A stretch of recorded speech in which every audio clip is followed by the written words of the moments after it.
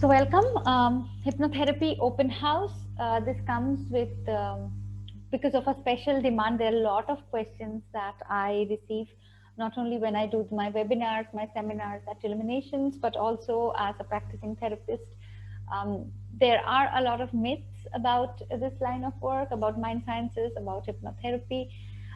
There are a lot of people who are getting more and more curious about it. Mental health on the whole has taken a new frame altogether, especially because we are going through a global pandemic, and it only doesn't affect our physical health, but it also affects us in our mental, emotional state as well.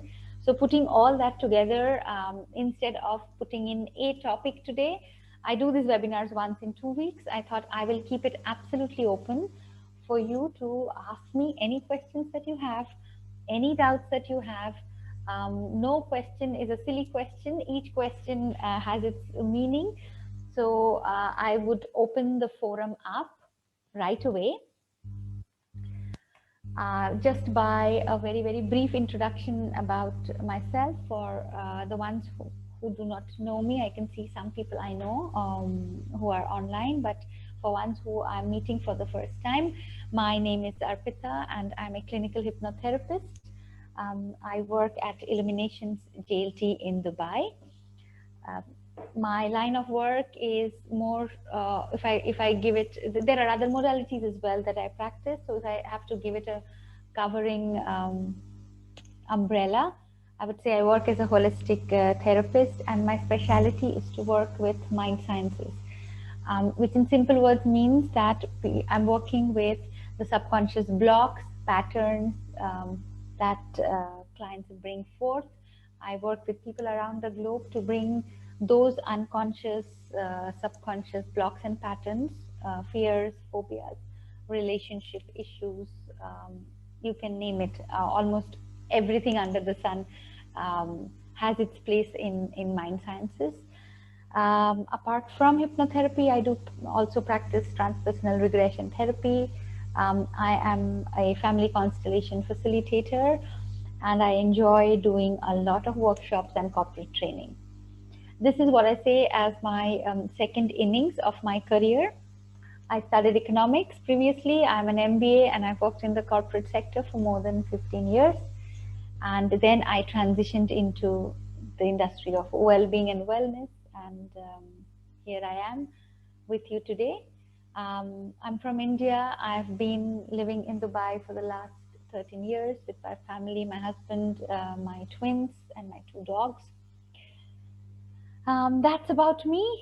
Going straight into the topic, I do have a bit of information on, on hypnotherapy, on the science that we're talking about, the science of the mind. But as I said, this is mostly an open forum. So instead of, I would like, if instead of me showing you the slides and talking about it, if you have any queries, I'm just going to go to the participants list. You can just raise your hand, or you could just type in and tell me, where would you like me to begin? What are your questions, your queries, your curiosity around mind sciences and around hypnotherapy? So any of you can go. Pia, there are other people in the waiting room. If you could just check the registration and let them in, please.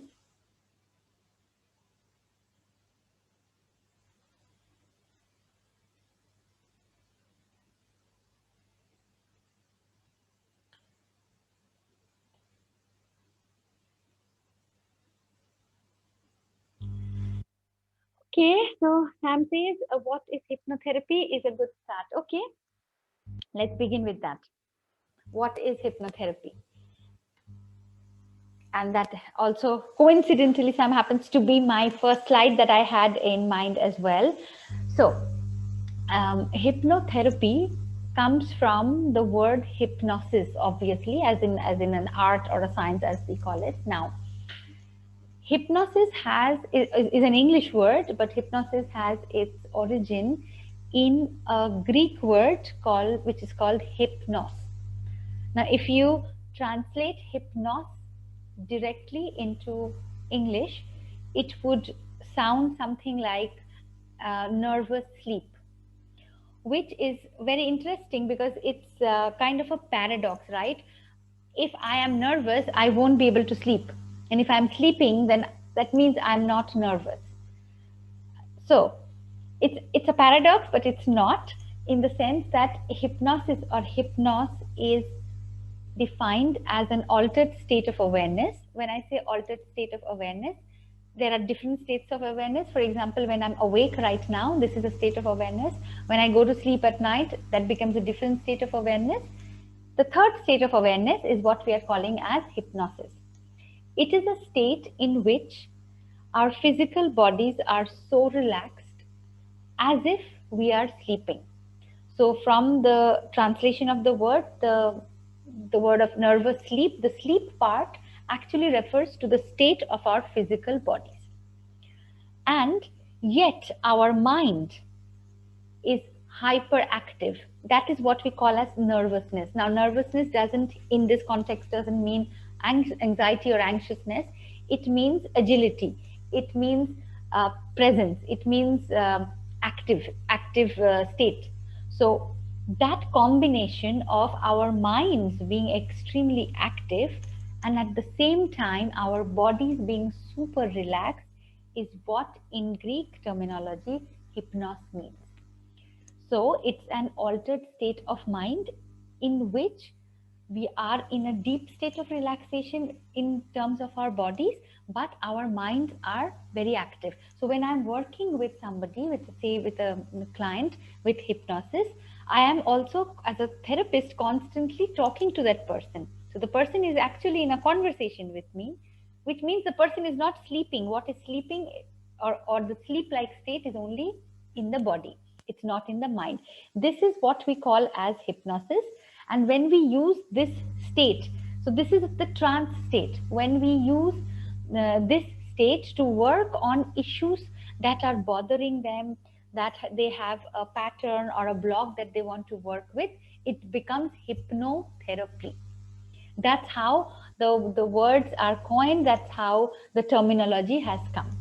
Now, what I explained to you is hypnotherapy. Now, I'll give you examples of what is not hypnotherapy and what are some of the myths, some of the wrong ideas that we have about hypnosis. So the biggest one that I faced as a therapist and I get asked all the time is, will I be helpless under hypnosis? So there is this whole concern around once you see a hypnotherapist, you're going to lie down, you're going to close your eyes, and then he or she's going to snap her fingers, and then you forget everything. You go into deep sleep, or you're completely helpless, you can't move. That is not true. To the contrary, there is also the presence of your conscious mind. It's not that your conscious mind is completely wiped out. Your conscious mind is still present, but we are able to tap into the deeper layers of our subconscious mind. Then the second thing that I hear a lot is that not everyone can be hypnotized. This is also a myth, because as humans, as functioning humans, each one of us can be and we are hypnotized every single day, at least twice a day. When you are going to sleep, the moments between when you're awake and you're completely asleep is the state of hypnosis. And when you're waking up in the morning, the first few moments of completely not awake and completely not asleep is the same hypnotic trance. Having said that, what people sometimes mean by that not everyone can be hypnotized, the truth in that statement is that you cannot be hypnotized without your free will, without your permission. So in the line of hypnotherapy, when we are working with a client, we take permission to take client into that trance state. If client is not comfortable and says, that is not where I want to go, then that person cannot be and should not be hypnotized. That's unethical. So that's the boundary we do not cross. But however, once client is ready to undergo this process, this is a very natural phenomena. It is nothing um, that is being manufactured or done in a different way in a clinical setup. Hypnosis is with us since the time we are born. It's part of our daily lives. We only recreate that in a clinical setup when we are practicing hypnotherapy on a client. The next one, hypnosis is same as sleeping. It's not. When we sleep, we are not aware of our surroundings. Our conscious mind is also gone off to sleep. But under hypnosis, you are not put off to sleep. You do not forget most of the time your sessions. There are some times when the concept of time and space becomes a little hazy, but definitely you do not go off to sleep. The and it also can be seen in terms of the brain waves. You know, when we are awake, we are in the beta state. When we doze off into sleep, finally we are going into delta. But the one in between, when we go from from beta to alpha and then alpha to theta, that is when we are in the state of trance. So it is not, hypnosis is not that you go to a different dimension, that you fall asleep, that you lose your memory. None of that. It's an altered state. It is almost like how you feel in under meditation, sometimes under guided meditation. That's the nearest example that I can give you. And then, yes, of course, hypnosis makes you reveal your deep secrets against your will. Not at all, not at all. You're not under anyone's control. The myth is that hypnosis or hypnotherapy is about controlling the mind, but in reality, it is just the other way around. There is no control of the mind. Now, why people get confused with this, or why people ask a lot of questions around this, is probably what we see in movies, what we see in stage hypnosis, what we see, or we hear of stories where somebody gets robbed or something bad happens and person was under trance. Now, that is mind control. We are not into that. We are not here. We do not know. That's not the science. That's not even the art of practicing hypnotherapy. There is no sense of controlling somebody's mind, which means when people come for healing with and pick up hypnotherapy as a modality, the onus of the healing still is with the client. The role of a therapist is like a GPS, to get a person from point A to point B in the simplest, safest possible way. But it is not controlling to get deep secrets out or any other. Each session actually begins and ends with an objective, and we remain within the boundary of that objective. So no, you do not forget secrets, but anything, you don't even talk about anything which is not part of the objective of that session. Many people say that it's a mystical practice, it's magical. Well, it's not. It's a science that can be learned by anyone. To become a therapist, to become a hypnotherapist, you need not, again, the second point, the last point is very much connected to this.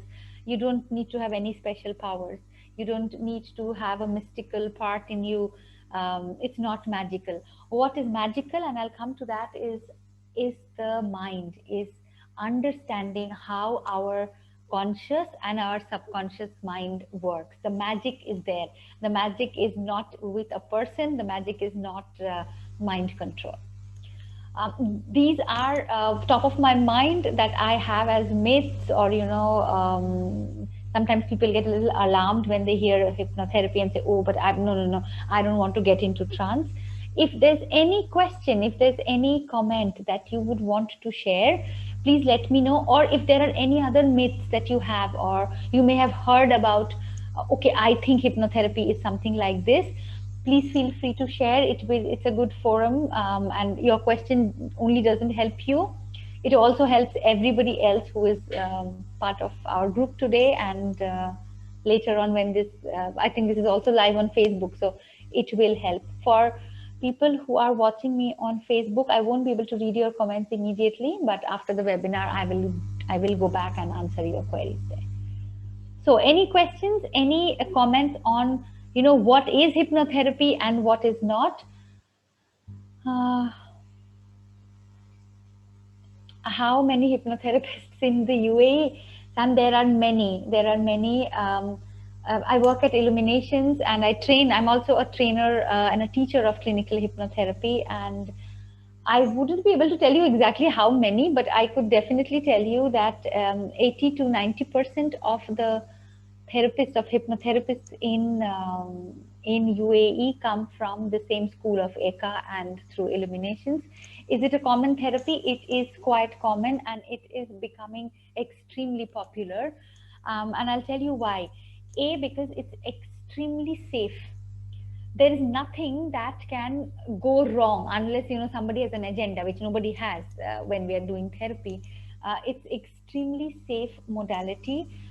It is free of any other adjunct things, like there's no medication involved. There is nothing that is externally that comes in, and it is gaining a lot of prominence, at least even from, I can tell you that as a teacher, the amount of interest and the number of batches that I've trained lately has been on a huge rise because of the popularity of it.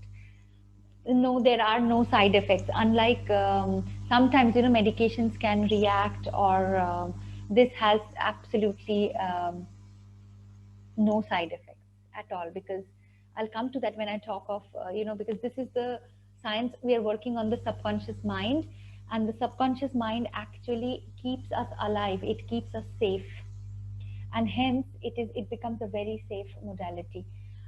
The worst, the worst that can happen? I've seen in many cases people say, oh, nothing happened, but something happens. It's only that the impact of that you see later. But no, there are absolutely no side effects. After a session, you may feel a little heavy headed, but it just goes away in a couple of minutes. Like, it will just go in. If you drink water, you walk around, there's a technique to count you up and get you back into your conscious state. There are absolutely I haven't come across side effects like something major, not at all. The state of waking up that you spoke about, is the state of hypnosis or similar? Is this why it's best not to check your phone first thing in the morning? Yes. When you're waking up in the morning, Nazmira, that state. So when we are sleeping, we are in delta state. Our brain waves, if they are mapped, you will see they have a particular amplitude and a wavelength.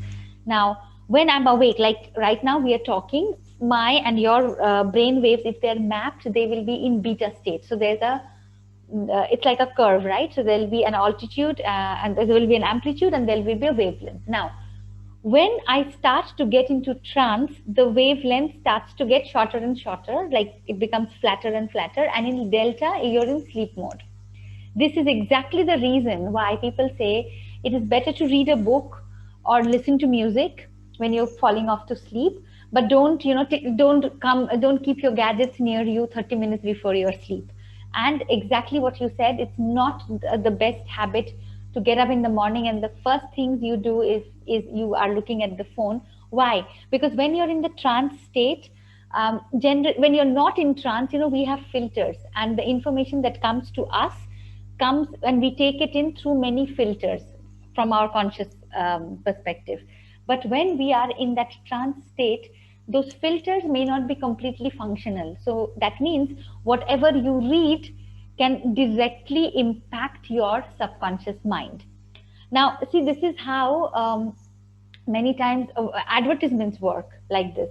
Like, this is how prime time advertisement works, right? That is the reason those products pay a lot more money when they are put into prime time, because when you're watching a movie, when you're watching a soap, when you are watching a match, you are completely hypnotized, right? You are into that mode, which means again your filters are not quite totally there, and there's a chance of whatever you see can go and enter your subconscious.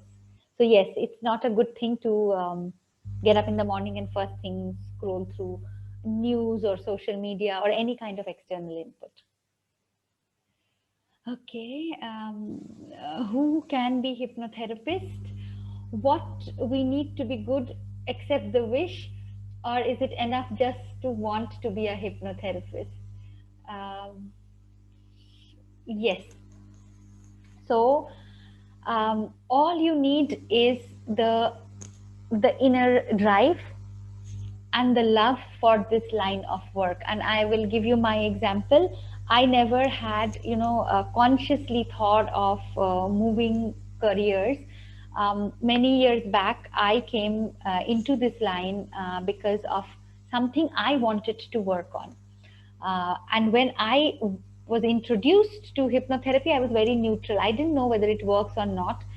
But to my absolute surprise, it worked. So I had a physical condition. I would get extremely motion sick when I sit in cars. And that's what I wanted to work on. And to my utter surprise, it worked for me. And that's when I became interested. I became curious.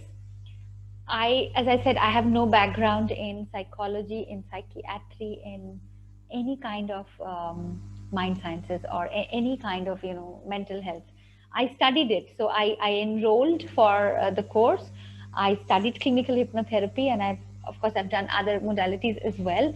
So if you ask me, anyone can be a hypnotherapist. You can come from any walk of your life. So for example, when I'm teaching my batches now, I'll give you randomly. I have people from the corporate world who want to take this up as a hobby or as a profession. I have doctors, I've taught nurses, I have had energy healers, I have had homemakers, mothers, fathers, teachers, professors, all walks of life. So there is no qualification. The only qualification, as you rightly say, is that want, that need, and the fascination of, this is something that I really want to do in life, or I want to find out more. That urge, that sense of, wanting to do it is all that you need. There is no other qualification that is required. Okay, I'm just going to have a look if I've missed any of the other comments. No. Can hypnotherapy cure physical sicknesses? Yes. So, examples would be when, there are times where when we don't get answers in medical science. My example, I had severe motion sickness. I would throw up. I would have a physical like nausea if I would be sitting in a car. And I tried everything, of course, and with medication, it comes down for a while. I'm back to square one. But this was in me that I have seen. Mine was an absolute example of a physical illness. Having said that, other examples would be, I'm trying to think of cases that I have personally worked on: migraines, fertility issues. I've worked with cancer patients who are going through chemo, and to work on the efficacy of the drugs that they're taking in, combat all other side effects of chemotherapy, insomnia, IBS. What else can I tell you? Sinusitis. So mostly, Sam, any kind allergies, yes, all the time. Allergies, because allergies are very tricky. They sometimes come and they go and they come again. Allergies, yes, of course, allergies. Mostly very, very powerful in cases of psychosomatic diseases, which do not, where medical science says there is no reason for this to be happening, or, this is what it is. There was another one very particular.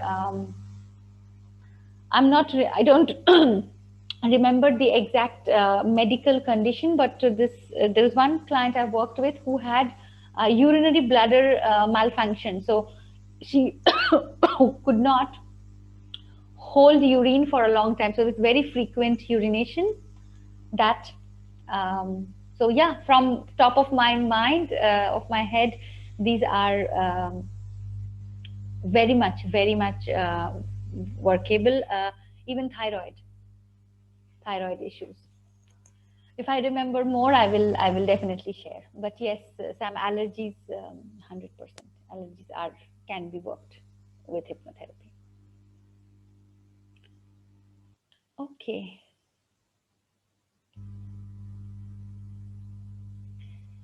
Next question is, can we apply hypnotherapy on ourselves? Yes, of course, that's where we begin.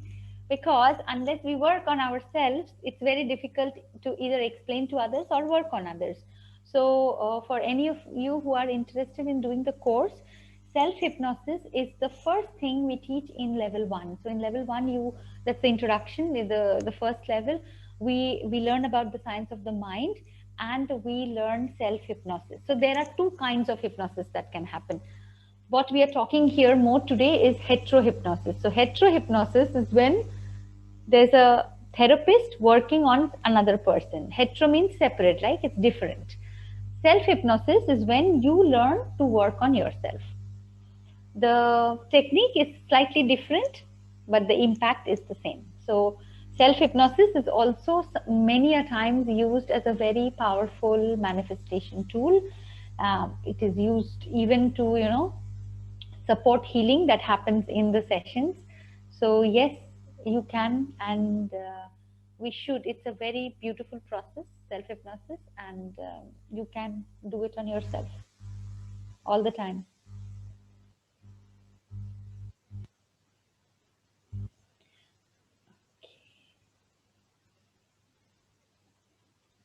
I'm going to check if there are any other questions.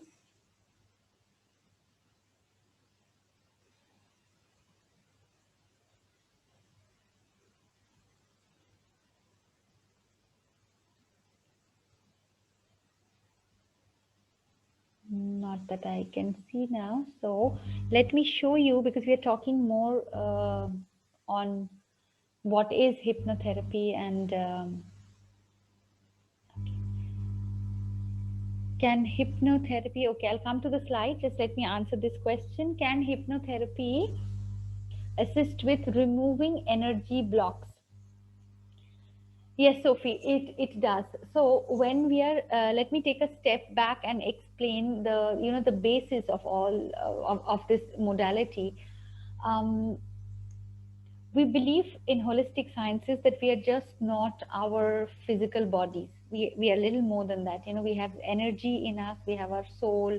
So we are actually three things together. Let's say, when we simplify and say that. So we have a physical body, but at the same time, we have a mind, and we have energy, or call it soul or chi or prana.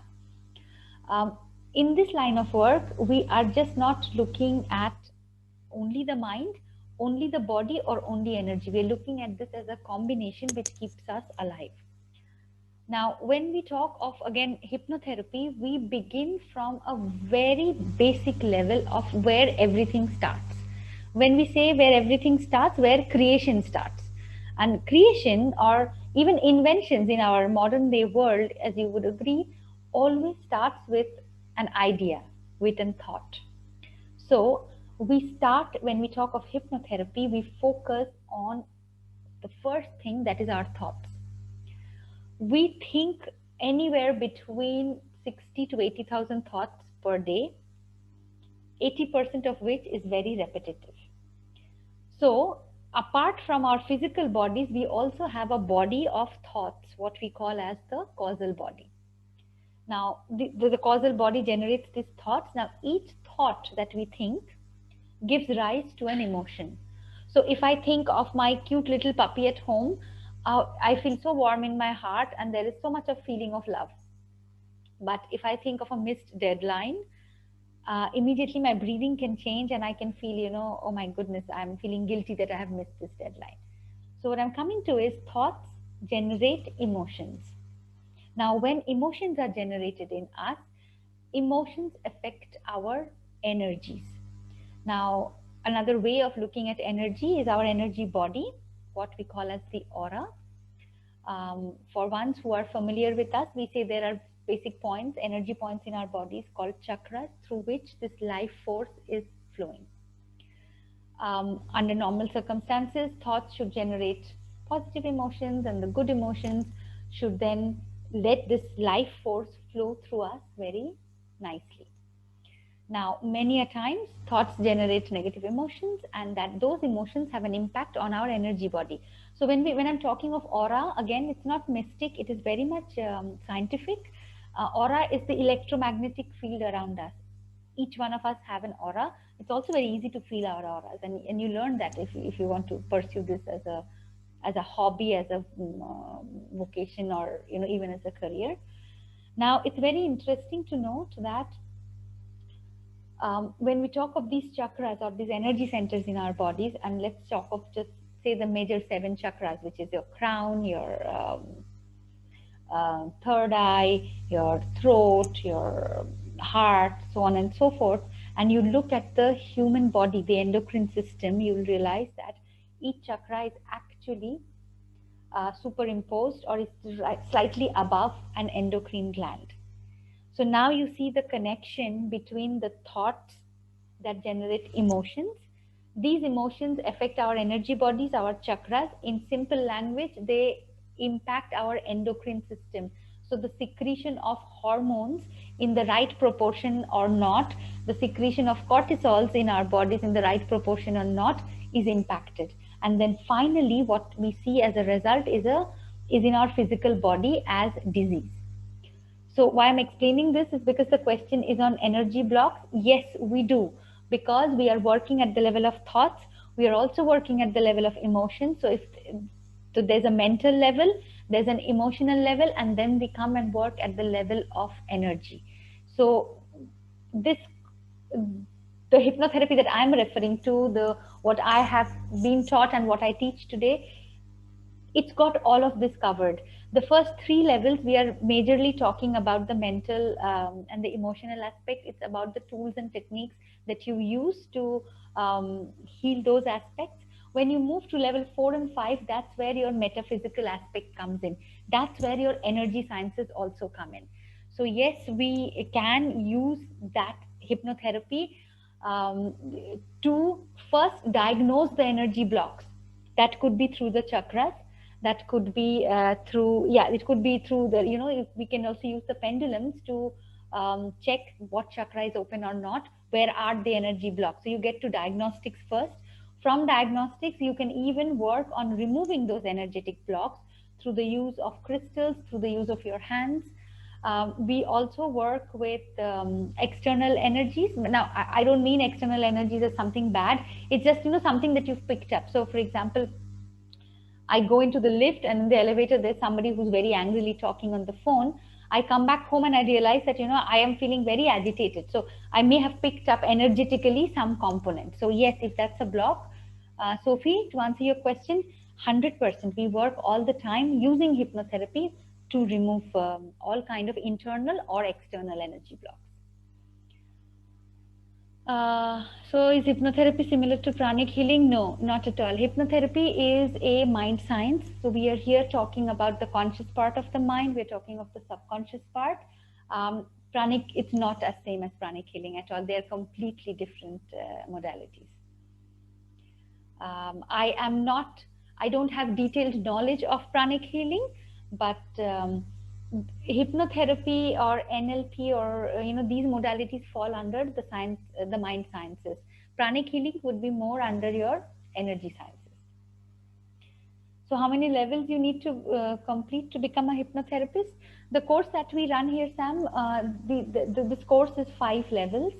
The first 3 levels, level 1, 2, and 3, are your behavioral, modifications. You're dealing with your, for example, let me give you examples: fears, phobias, emotional blockages, the nature of communication. You're talking of inner child healing. You're talking of void identification, all of that. And then level 4 and 5, we are getting more into the metaphysical part. So we are here looking at, for people who have beliefs, you could talk about ancestral healing. We're looking at genetic evolution and how certain things have come to us ancestrally, or for people who believe in life between lives, people who believe in past lives. So it opens up your entire metaphysical aspect. This course is not just about a single line of work. It depends on what resonates with you. But yes, let's just call it evolutionary memory for because that's the common ground we take as in this modality. So we look at all of that. We look at the chakra healing. We look at inducing hypnosis also through the body. Yep, that's what we look at.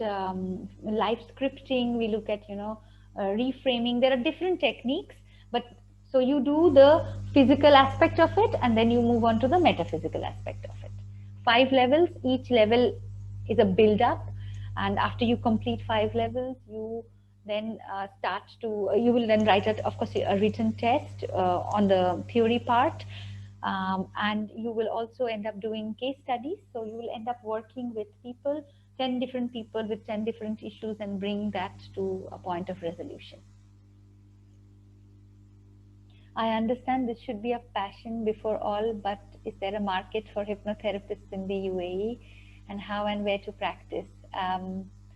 Sam, I quit my corporate job and this is my job, so definitely there's a market. Otherwise, I would have, otherwise um, taken this up as a passion, as you say, or as a hobby on the side. As I said, I never planned, but of course, there is a huge market. I'm the live example in front of you. I've left my corporate job, my corner office, and my paycheck, and I've moved here just not because of my passion. Of course, it is hugely because of I personally benefited, and well-being is my passion, but also because it's commercially definitely viable. Otherwise, I would be just treating that as a hobby. How and where to practice? There are many ways to practice. The most important thing is with this course, what is beautiful is after you complete, this is registered and affiliated by the KHDA in the UAE. So whether you talk of market or whether you talk of affiliation or recognition, this is legally meeting all the criteria for you to do the course. So with your final certificate, you can actually get it attested through Illuminations, through KHDA. So you become completely okay, legal to practice. Now, how you practice, different people practice in different ways. There are people like me who would join a wellness center. So I was very fortunate enough to, find a place with Illuminations. There are so many centers. Illuminations is the oldest and the first wellness center in Dubai. It was started many years back when we didn't even have, yoga studios, or wellness was not a concept as popular as it is today. There are so many new centers, so many nice, good centers. So you could actually sign up for any of them. A lot of my students are now working all over the place, like all over UAE, not only Dubai, but I'm talking of the entire country.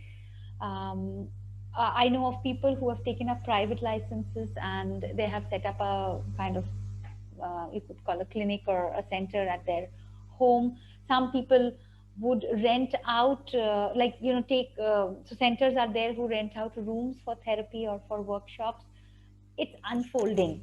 It's every day is new, and this is a growing market. Just not hypnotherapy, because mental health. And I say this especially with the last year. I have personally seen the increase in demand because of probably the global pandemic, probably because of the lockdown and all that we have gone through individually and collectively as a society. There is huge demand, and you could practice in your own way, whatever suits you. You could work with a center, you could work by yourself, you could do online. Online has just opened up huge. I used to do a lot of online sessions even before the pandemic, but after this, when we went into lockdown, that was the only way. And from there on, you could just be sitting at home and doing your you could get a license, you could get a freelance license from the free zones. There are many ways. So yeah, there is market, there is definitely demand, and I can tell you the demand will only be on the rise, not tapering down. Because I read somewhere that mental health has become now, it's no longer a luxury. It's not like, I would like to do it. It's become like a necessity with the way the world is right now. So yes, if you decide to pursue this, I'm pretty sure there's no dearth of clients, of the number of people that you will be working with. Besides hypnotherapy, what are the therapies you also recommend? See, depends case to case. I can't say what I recommend. As I said, I can tell you what resonates with me. So I do a lot of work with transpersonal regression therapy. So imagine, with the base of hypnotherapy, you can now, I've done a specialization into regression. So transpersonal regression therapy is one area. I have a very close to my heart is family constellations as a modality. It's a psychotherapeutic modality. You could, if you have to see what resonates with you. I'll tell you, for me, it was the power of the subconscious mind. And then I picked up mind science modalities. So one way of accessing the subconscious is through hypnosis. The other way of accessing the subconscious is through writing. The other way of accessing the subconscious is through drawing. So there are many other courses, many other modalities that you can study. For example, handwriting, graphology. It, because writing is also a subconscious function. So I would recommend all of that because I love it. It's my passion. But it also depends on what you like and the kind of people that you're working with, what would benefit them. Is it legal in the UAE to rent a room and work like a hypnotherapist? Yes, I know of many centers where you could rent a room and you could work as a hypnotherapist. I'm pretty sure it's legal. That's the reason it's happening. Because you're all, see, I don't know about other schools, but I'm absolutely 100% sure that the course we teach, it is certified by the KHDA. So you get that attestation stamp. Of course, there are other legalities that needs to be taken care of, but it's not under the carpet. It's completely, you will, in your, on your certificate, you will have the KHDA stamp with you. After finishing level 5 and clinical hypnotherapist. Yes. So you will start to practice. I can't, maybe I'm going to pronounce your name wrong, but Swetel, if that's your name. But anyways, yes, you will start to practice with your friends, with your group, with your community right from level 1 and 2. So with every level, you will be, gaining experience. What we also do at Illuminations is we hold support groups. So one of the teachers will be holding monthly support groups for all students of all the batches to come together to discuss. So you will start to practice way before level 5. That's a given. Once you finish level 5, you write your exam. You will now start to work. You become like an intern with this institute, which is ECA, the parent company. And you will start to work with people, again, your friends, your colleagues and their friends, their colleagues, maybe their family members. You will work on 10 case studies.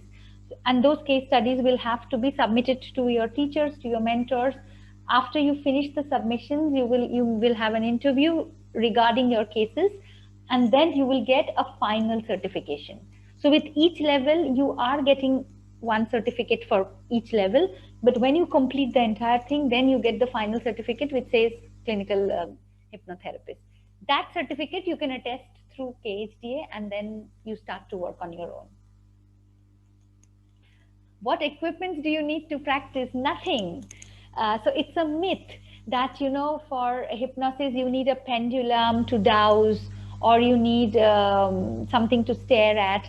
All you need is a space which is very quiet, peaceful, ideally a couch or a sofa where whoever you're working with can relax. Because remember, hypnosis is that state in which physical body is very relaxed and mind is very active.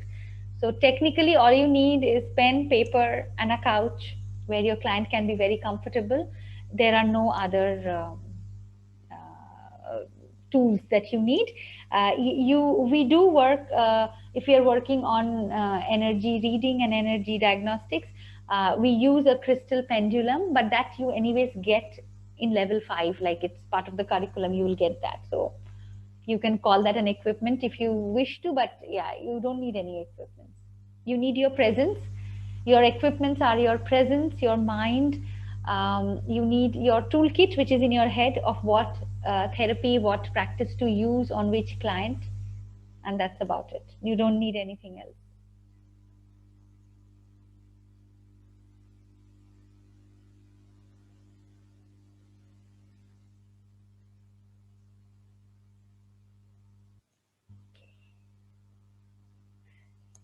Thanks for answering all my questions. I think I've asked a lot. No, please continue to ask. That's the whole purpose of, rather than me taking you through 10 slides, it's much better that you ask me questions. I will take you to one slide, but my focus is definitely on all the questions that all of you have. I want you to see this because this is what we get asked very, very frequently. The difference between what happens when we are in hypnosis vis-a-vis when we are awake, when we are sleeping. Now, as we all know, our minds have two parts. There's a conscious part of the mind. So what do we call as the conscious part of the mind is what we are doing right now. See, we are exchanging information. So the conscious part of the mind is all about logic, analysis, questions, feelings, action, all of that put together. And then this is only, say, roughly between 8 to 10%, which means we have a bigger part of the mind which is subconscious. Subconscious means below the level of consciousness. How you can think of it is like how you see an iceberg in an ocean. Only 1/10 of that iceberg is actually visible to us. The rest part of the iceberg is actually submerged in water. Same is with our minds. We are only conscious of roughly 10%, which means there's a bigger part of our mind which is completely subconscious. Now, the science of hypnosis is to work with in there, which is submerged. So the difference, as we said earlier, is you see, okay, so what is the function of the subconscious mind? The subconscious mind doesn't have so many multiple functions of analysis and decision making and judging and thinking. All that is conscious. The only thing that subconscious mind does is two very simple things. One, it keeps us alive. What I mean by that is conscious mind controls voluntary movement. So for example, if I'm moving my hands while I'm talking to you, this is my conscious mind doing it. So if I ask you that switch on your videos and each one of you raise your right hand and wave at me, all of us can do this very easily. Why? Because I know this is my hand, this is my right hand, and I can wave. But what we cannot do consciously is, if I say, so easily you waved your hand, now with the same ease, can you control the rate at which your liver is functioning at the moment?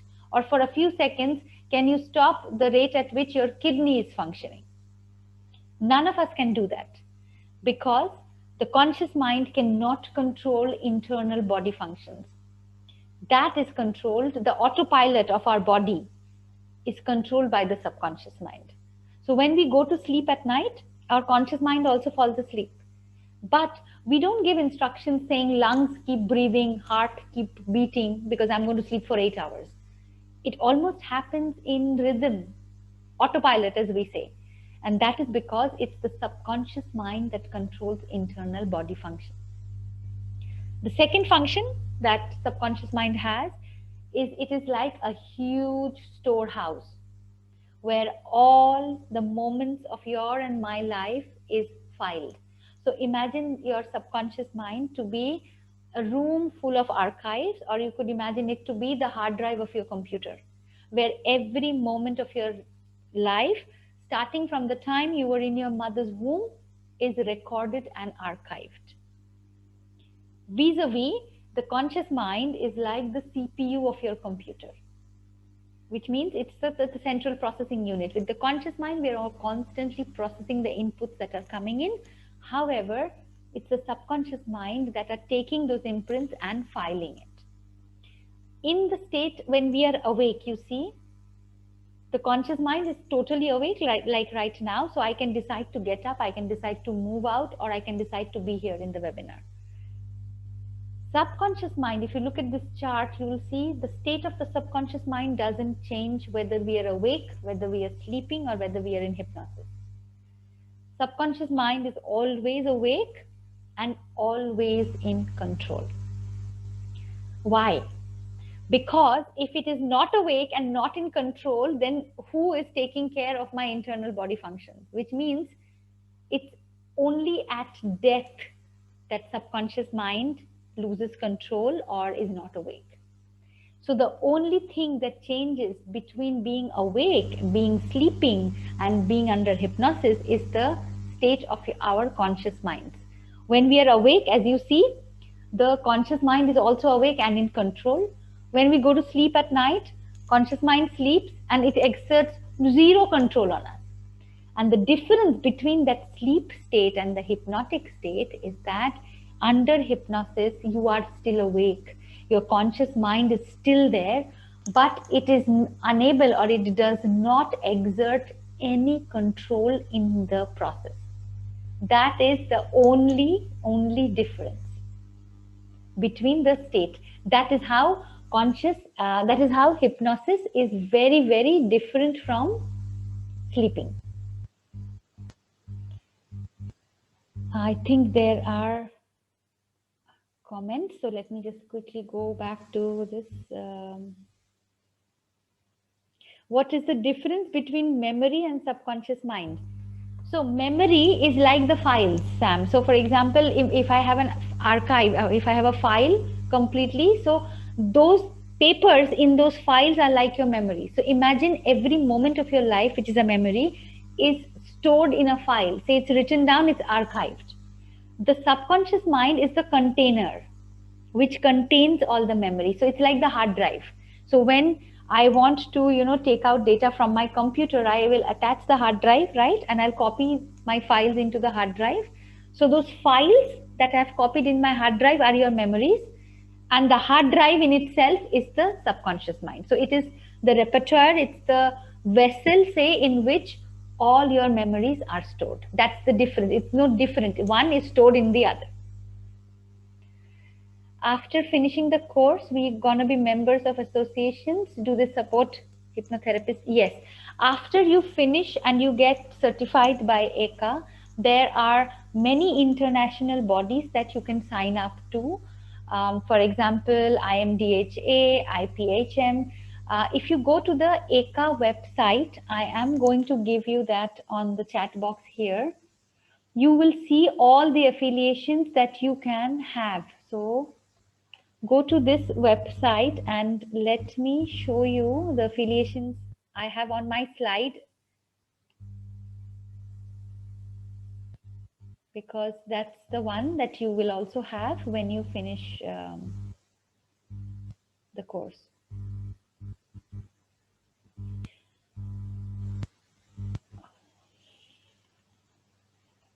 Here you go. So see, there is Earth. Earth is an association for, this is from the regression therapy that I've done, but look at this one, the IMDHA. It's the International Medical and Dental Hypnotherapy Association. So once you get your certification from ECA, that certificate, they will help you to apply for a membership with IMDHA. This is recognized around the world. Then you have International Practitioners of Holistic Medicine. You of course get affiliated by ECA, and there are many more. These are the ones that I have picked up, but you could just go to the website and you'll see the affiliations. You are recognized. This course, this institute is also ISO certified, so there is absolutely no doubt about the delivery of the programs, and it is recognized globally. So you could pick up any of these that I have picked up, or you could pick up even more.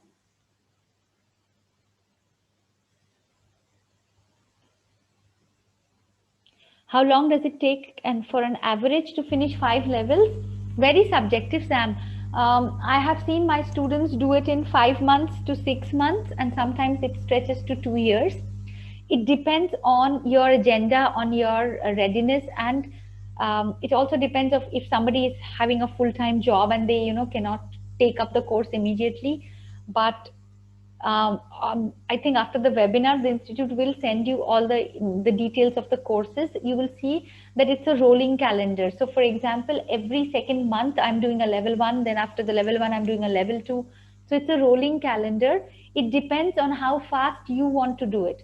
So you could do back to back and finish all the levels, say in 4 or 5 months, 6 months, or you could be giving it a gap depending on your personal situation. To be honest, when this is before pandemic, this course is also done in many parts of the world, including India, as a 1 month retreat. So all the levels can technically be done over 1 month. So I think they add up to 26 days of training or so. So it is doable. It doesn't need to have mandatory breaks. It depends on how fast, how slow you feel that you can do it and how comfortable you are with it.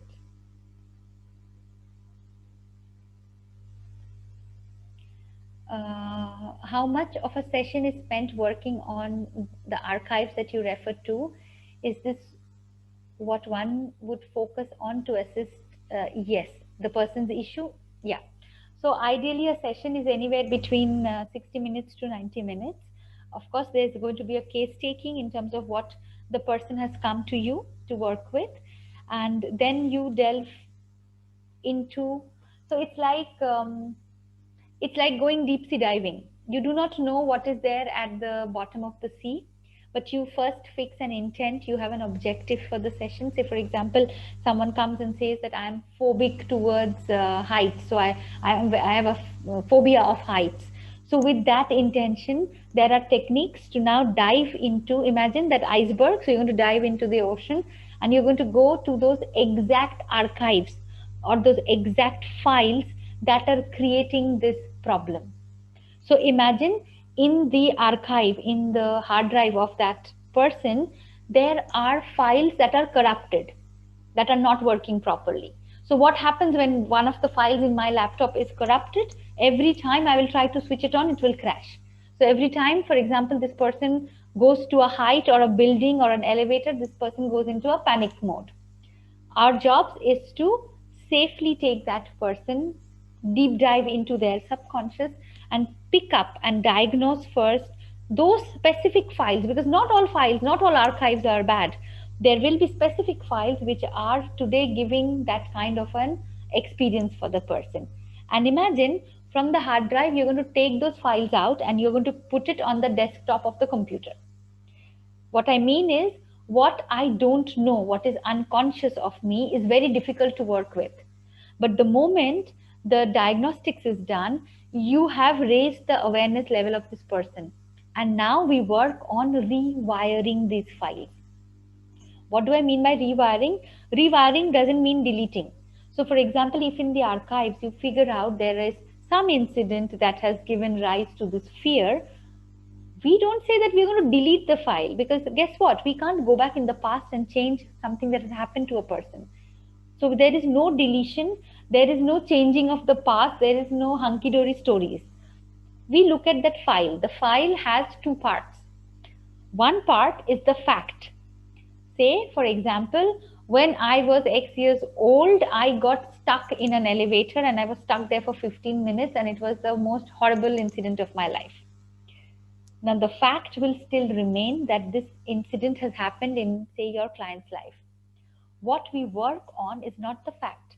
We work on the second part of the file, which is the emotional charge client is still carrying. So every time he is in an elevator, his mind races back to the past, picks up that file from the archive, and his panic comes exactly the same way how he had panicked when he was 5 years old and he was stuck in the elevator. I'm giving an example, I'm grossly simplifying it, but this is the logic how it works. So we neutralize that charge. How do we neutralize? That is the technique. Those are the techniques that you will learn. So there, it could be inner child work, it could be age regression, it could be emotional empowerment techniques. So there are many techniques that you learn that you will now use on that client to neutralize. Neutralizing is like earthing, how we connect our electrical gadgets to for earthing so that it stays in a neutral state. So the next time when client is in the elevator, now he's standing there as the adult of today, with all his resources and totally grounded. Because today the elevator is not going to stop. It stopped 30 years back. It is not going to stop today. Hence, he will not regress back, or he will not operate out of a defected or a corrupted file. Does that make sense, Sophie? Like, this is how we broadly work. We go back, we rewire it, we reprogram. So this is the science of reprogramming some charge that we are still carrying that doesn't serve us any purpose. And those are the tools and techniques that you learn when you study this science. Okay, let me see if there are other questions or. Thank you. Okay, that's the easiest way I can, like the most simplistic way to explain how we work. We will never delete the files. This is not Harry Potter pulling out a memory, not like that.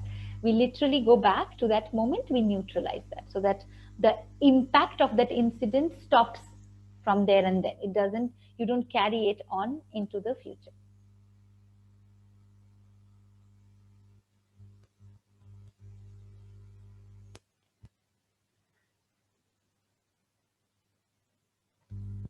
So, on that question, this is what we do. So, if you to answer in more details, this is exactly what we do, what we call as rewiring or not this one. Here we go. So, we look at these premises that in life we don't go and erase any experience. We don't say, oh, that never happened and you should get over it. No, that doesn't happen. This is a conscious talk. We will never erase it, we will neutralize it. We use techniques like dissociation when we separate client from the experience, because sometimes if there's trauma, and by trauma I mean it may not be to a huge degree, but if it is any impactful thing has happened in somebody's life, we tend to enmesh ourselves with our experiences.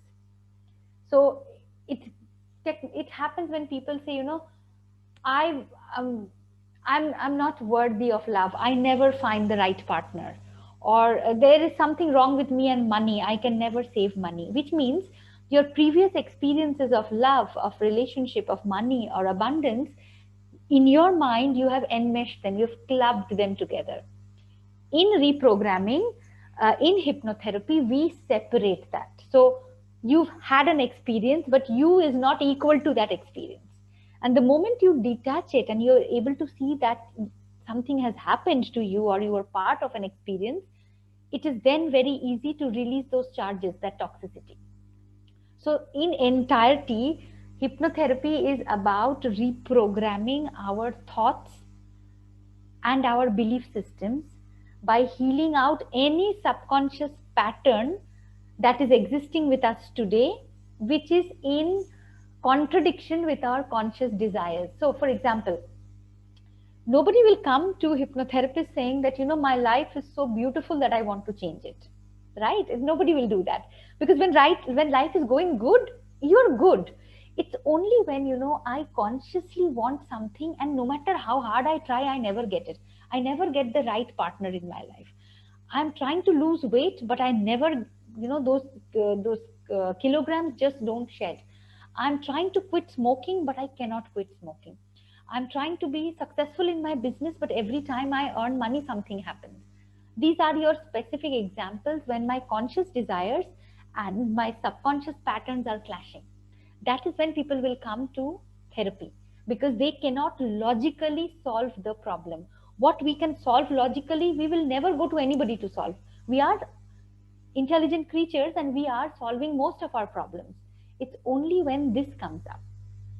And it's worthy to mention here that we're talking of reprogramming thoughts and beliefs. So one is the thought process, what I explained earlier, that thoughts impact our emotions, emotions impact our energy levels, and energy levels then manifest as diseases in our bodies.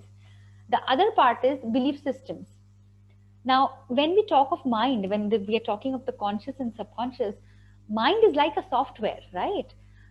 Which means that this software is actually, imagine, it is built, it is programmed in the first 8 years of our lives. And for the rest of our lives, we just run that program. When I say we are developing that program in the first 8 years of our life, this is the creation of our most core belief systems. By age 8, each child has already formed their conscious, subconscious beliefs. Sometimes these beliefs are okay for a period of time, and sometimes later in life they don't serve us anymore. So hypnotherapy just doesn't work on thought patterns, emotions. It also works in tweaking and rebuilding redundant belief systems that are no longer serving us. I think that's a bit more on adding on to Sophie's question.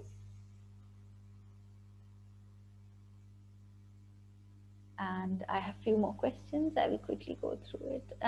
Any full-time program 1 month happening in the UAE?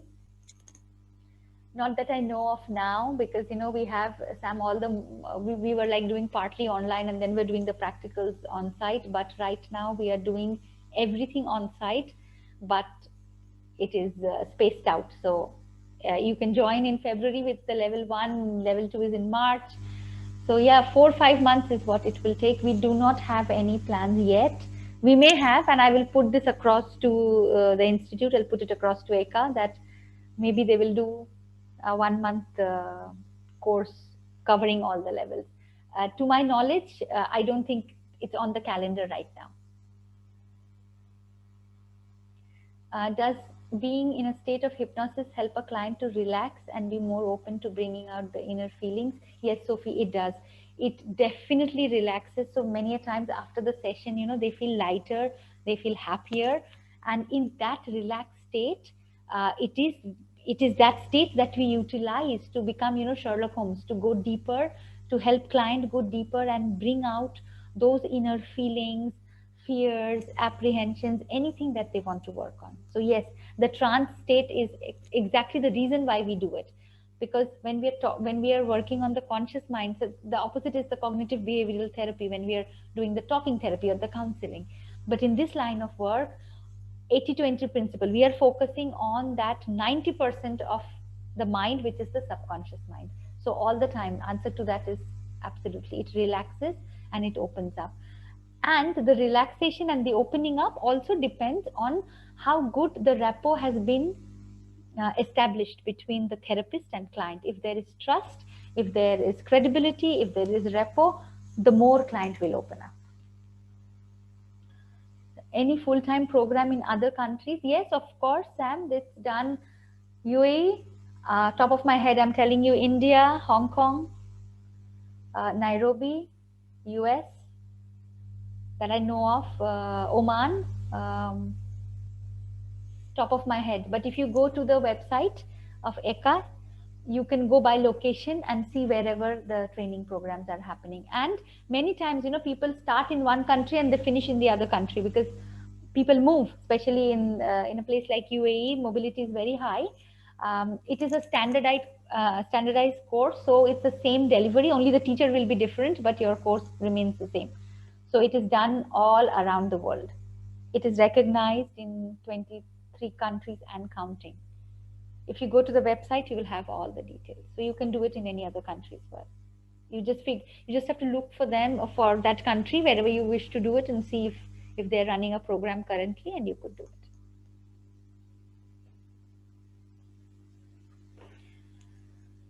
Okay. So I'm aware we are way past our 1 hour time, but that's fine with me, as long as you've got your questions answered. If there's any other question, then please feel free to shoot. If not, then we'll close the session. Thank you to all of you once again for being here and asking all the questions. Yes, last question. I'm here. I have no problems whatsoever. I can answer as many as questions as you like. Do you suggest to take sessions before enrolling on a course? Sophie, not necessarily. Having said that, many people do it because they want to experience hypnotherapy on themselves and then they go for the course. It's not a mandate. If this is something that interests you, you can directly sign up and do the course. If it is new to you and you want to know how it feels, feel free to book a session, do a session, see how you feel as a client, and then enroll. Both works. But it's not a mandate that you have to do a session. Thank you, Sam. Thank you. Thank you to all.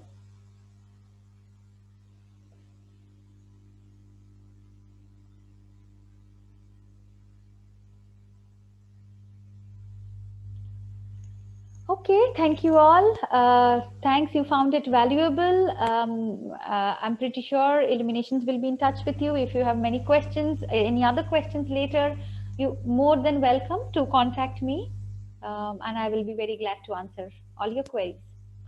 Thank you for being here today, and thanks, Sophie. Thank you. It's my pleasure completely. Have a good evening, and thank you all.